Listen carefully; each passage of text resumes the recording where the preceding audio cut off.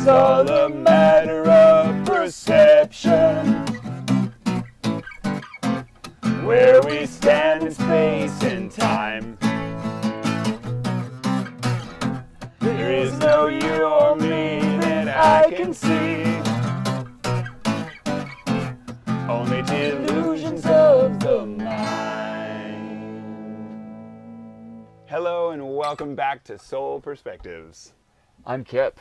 And I'm Evan. And we're going to share with you today some perspectives on Cannabis. the cannabis plant.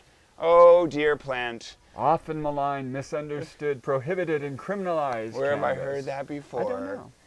I don't know. I mean, the first thing that comes to mind is that this is a plant. And I think the biggest thing to think about when we're shifting our perspectives and evolving our worldview is to consider the source. Someone made a video called Who Do You Trust? But also to just look at the nature. Start with nature versus man-made versus culture. And when we do, we're looking at a plant. I mean, we all heard just say no to drugs, and the marijuana is labeled a drug. But that's the cultural programming. Let's look deeper at the biological facts, the natural world, and that is that it is literally a plant. Whereas a drug, like cocaine, comes from the coca plant, but very highly processed, right? Which we don't want to do with cannabis. And with, thank you, and with cannabis, It's the whole plant. even the psychoactive agent is available by plucking a flower, drying it, and heating it to a certain temperature to release the psychoactive agent, the THC. So it's still about as natural as can be. You're hitting on a really important point. Friend of mine, Alan Larson, who's not really an advocate or involved, sort of got more interested in it as we were working on show Weed Country that I helped co-create. And I wasn't an advocate before I started working on that show. I wasn't opposed, I just didn't know that much about it, to be honest with you. What he said I thought was really profound. He said, you know, we make intoxicants out of other plants. We make intoxicants out of potatoes. We make intoxicants out of wheat. Yeah. We don't demonize those plants in the same way that we have with cannabis. Why is that? Yeah, it's a double standard. Yeah, well, and that's the most important question we can ask is, why is that? Why has that become the cultural norm, the narrative that we subscribe to and adopt ourselves? Yeah, drugs are bad. Yeah, stoners are lazy and worthless and wasting their lives and a burden on society. Yeah, all this is, it's a gateway drug that is just the road to hell is paved with marijuana plants, right? Well, and and here's some of the information that I, as I started working on it on Weed Country, that I found that really blew my mind was as we're looking at the cause of why are we where we're at today with this plant. It really comes down to money, and it really was in large part the Hearst, the Rockefellers, and the DuPonts. The Hearst family bought a machine called a decortification machine in 1931 that made it easier to process hemp, which is also cannabis. In fact, it's a strain of cannabis sativa, than cotton. That machine existed. The blueprints for it, all of it, gone entirely. You can see that video if you want to do all this research on your own at a place called Hemporium. It's a 9-minute video where they'll show that, tell you that story. Also, Henry Ford's video where he made an entire car out of hemp plastic in 1941. What happened? Well, Rockefeller went to him and said, if you take this car to market, I'm going to crush you. And this is Henry Ford at the height of his power.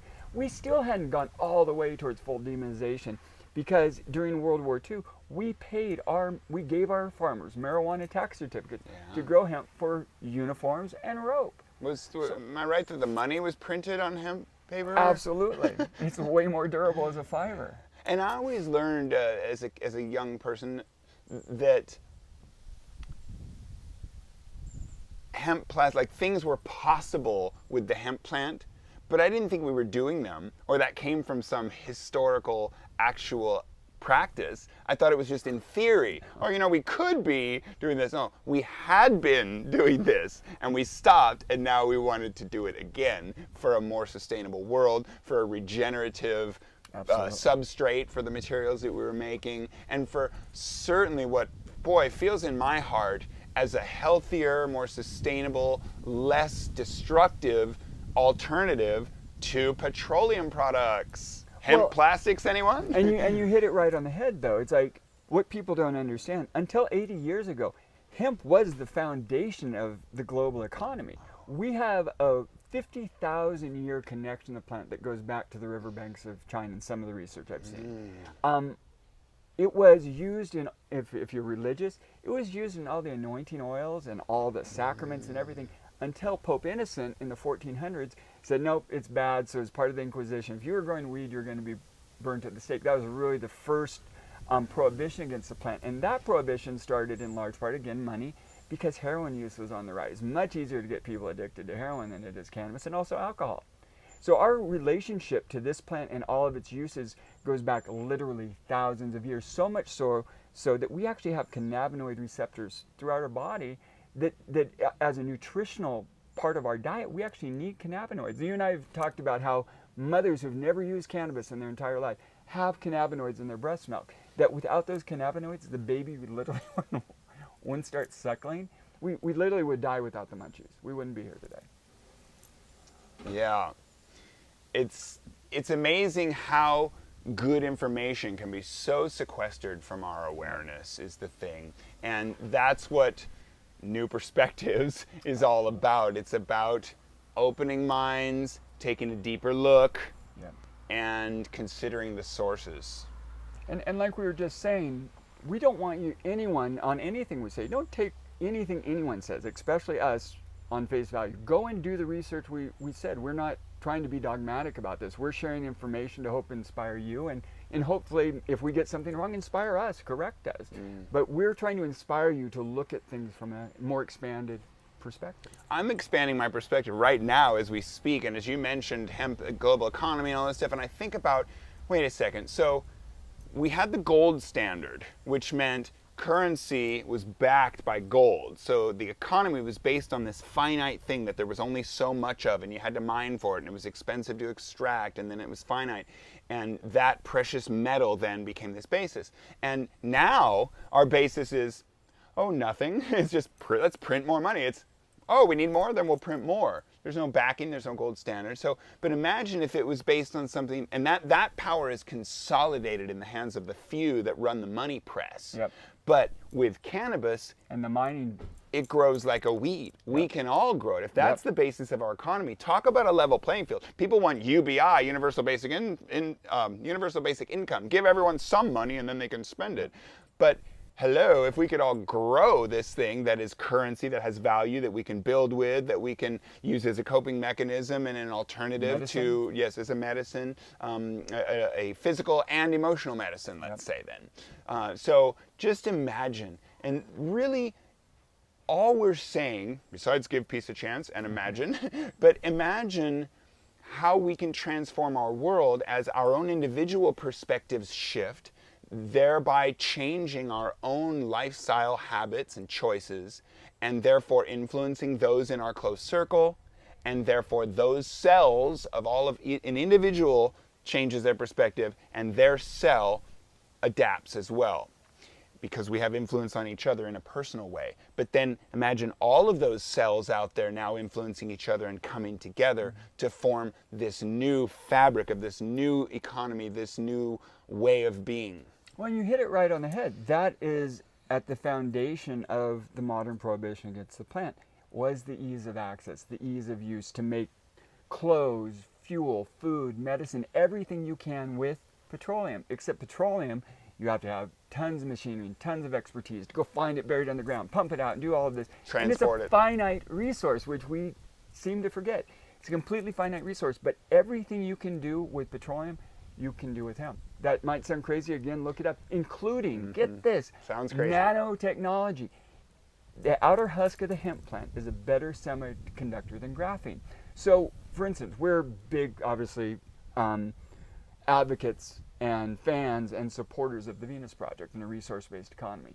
Now imagine our resource that we have to catalog, the primary resource, becomes this infinitely renewable plant. That will grow in many, many places, pest resistant, easy to grow, and rapidly renewable. A few months and you've now got these big stalks, and you've got the bast and the hurt, and they do different things, and you've got your fibrous, and then your what do you call it, substrate for like the hempcrete. Right. You just basically you just take the core of the plant itself, you mix it with water and lime, and you now have something as strong as concrete but lighter. Again, more sustainable, more renewable, and localized. This is the big benefit: is we have to transport the oil from the places where they drill it. Yep. Using more oil, burning more fuel, making more trucks out of other products that are involved in that whole machination. Starting more wars to battle over those finite resources. Yeah, and remember, this is the thing, is wars are started because another country has resources that are wanted or needed by another. And with hemp, we don't need other countries with their drilling sites, because we can grow it in such more versatile environments. Here's a really amazing little note to add on to the being used in building. That hempcrete, it continues to sequester carbon while it's curing. While the building's built and it's sitting there and you're waiting for your concrete to harden, it's sequestering carbon. Concrete doesn't do that. You know, it's just got so many benefits. And again, we really discussed before coming on here, we don't want to come across as like the, rabid advocate cannabis stoners, because it's not where we're coming from. We're trying to educate you. We're trying to say, for me personally, like I said, I wasn't an advocate before I started really doing my research and educating myself. And I tell you, people, go out and research. It will blow your mind. It will change your perspective on so many things. And it's a little bit of education and a little bit of advocacy, but most importantly, it's not advocacy for this plant or for cannabis or for any one thing. We advocate mind opening. Yes. We advocate expansion of consciousness. How do you expand your consciousness? You learn more, you take more in. How do you learn more and take more in? First of all, you've got to start from an open perspective. If we start anything in life by thinking we know something, there's nothing left to learn. We're closed. Oh no, I already know that. And worse yet, belief. If I believe something, well, now you've got to work awfully hard to dismantle my belief system in order to bring in new information. But what a sacrifice if we're closed to new information, because information and awareness and intelligence is changing and evolving all the time. We're learning new things all the time. Hopefully we can agree on that, no matter what direction we feel we're going. And here's a perspective I'd like to offer on this that I think is interesting. When you look at the main resource that we use right now, that we're running basically on a petroleum-based economy, well, what is that really? It's death. It's dead. It's the perfect million resource. Years dead. It's the perfect resource for our economy of separation and division and all of it. It is. Now, what is hemp? It is life. It is literally mother. It's bursting forth. Mother. It's a weed that bursts forth from the earth. That collaborates with everything else. Yeah, it just feels like our Mother Earth, our Gaia, is just pushing this thing out for us to grab it and do what we can with it, to discover its multitudes of uses and how we can thrive by employing the resources that are right around us, not buried deeply in the ground, so deeply that we need very expensive, very sophisticated, deep drilling equipment to get at the bottom of oceans and under deserts, chemicals to separate it from the other things it's attached to. Oh, the processing, yeah. So literally, you think about the processing. Hemp, you remove the core and you mix it with lime and water. No heat. You're done. So big difference. And also I think it's an opportunity to mention the source and the advocates. Who are the advocates? Take a look at who's advocating for and who's advocating against and why. And look, people use the cannabis plant as a psychoactive agent. And for medicinal, whether it's medicinal for physical or medicinal for emotional, it's a coping mechanism. There are many people who will say that all cannabis use is medicinal. That even if you're supposedly just smoking it to have a good time, really you're smoking it to cope with the not good times and the pain that you experience based on what we witness, the harm we witness in the world, the self-harm, the harm to each other, and the harm to the planet. So just consider the source.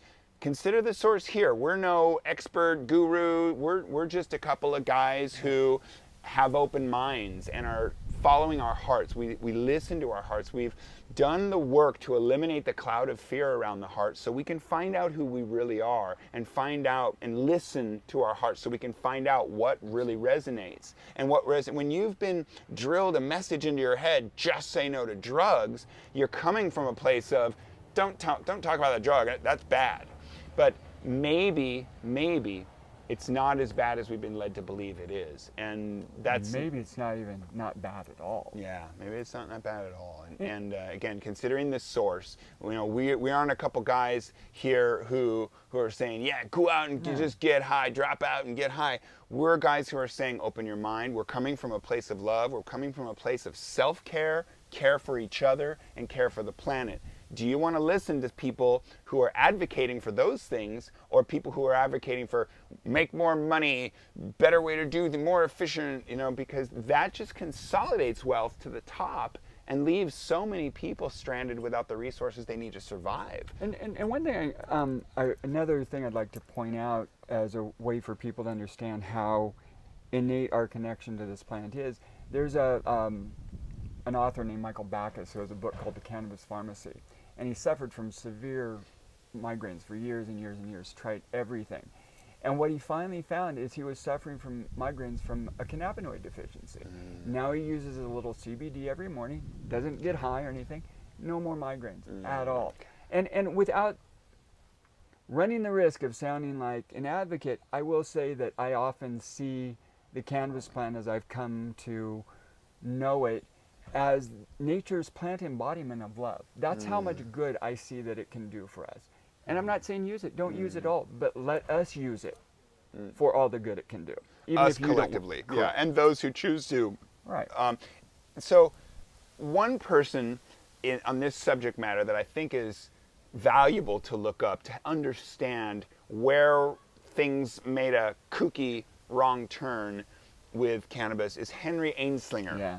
And this all happened in the 1930s. So Wikipedia it, look it up, however, whatever research tool you choose. But Henry Ainslinger was largely, if not solely, responsible for the criminalization of the cannabis plant and all that entailed. And the deeper you look, the more interesting it becomes, and probably the more upset you're going to get, because literally the criminalization of it has caused not only it assists in the consolidation of wealth to the top few, but also undue, unjust punishment for ridiculous for groups in society that they wanted to marginalize, that they intentionally were putting in jail. I mean, literally, without getting into too specific details of demographics, will just suffice it to say that people who are already in a position of disadvantage due to a lack of resources, lack of network, lack of legal support, they are in jail because of being in possession of or selling the plant or growing the plant. Well, and to speak to that directly, one, it's very funny, but Harry Anslinger was actually probably considered the first drug czar of the United States. He was like, are you crazy? How am I going to demonize a weed? This is stupid. And they finally come up with the whole Reefer Madness thing. But to speak to what Evan was just talking about, a lot of people blame Mr. Anslinger for Billie Holiday's death. She was a struggling heroin addict, and he demonized her, and she died a miserable death in large part because of his policies. And that, as much as anything, also has something to do with the prohibition and the way that they go about starting prohibitions. Is they'll take, when minorities are using something, they will then point to that minority and say, see, this is a bad thing that Native Americans and Scapegoating. In fact, but what was said is to make people fearful was that if you smoked marijuana, then Native Americans and black men would go rape your white women. So that brings me back to Reefer Madness. Yeah. I recommend watching Reefer Madness if you want to know where a lot of the demonization of the plant and its capabilities come from. It was that Reefer Madness, which is effectively a propaganda film, and not true at all. I mean, when you watch it, you'll see how ridiculous it is, because you see the reactions of the people in the film to the plant. And then you look at reactions to anyone around you, anyone you've ever heard of in modern times, those are so far apart, it renders that work, Reefer Madness, obvious complete fiction. And when you really open your mind and contemplate that that's where the demonization came from, that just say no to drugs goes all the way back to Reefer Madness. It'll make you mad, crazy, insane, totally out of control from your behavior. Wow, you're right. It did take a big leap to convince people that this plant was a bad thing. A plant. But if we look at what it took now in the context of what we know today, it's laughable. So maybe the whole demonization is actually laughable as well. And maybe a good thought to sort of wrap this up on as we're heading into a 4th of July holiday is I would interview people at cannabis events like High Times in Denver and elsewhere. And I would ask people the question, if you could, in one word, say what cannabis means to you, what would it be? And I was really surprised that the vast majority of the people, the one word they used was freedom. Freedom, and I think that goes back to the economics. Yep. That you have the freedom when you can grow this plant, you have the anything. freedom to make things, and Freedom also to be and think as you'd like. yeah, when you think of the legality, you can take your potato, make it into vodka, and drink all you want, but you can't plant that plant and pick it and dry it and smoke it or heat it to a temperature that releases its psychoactive agent. It should tell you something. Yep. Well, happy 4th of July. And remember, it's all a matter of perspective. 1, 2, 3, 4. It's all a matter of perception. Where we stand in space and time. There is no you or me that I can see. Only delusions of the mind.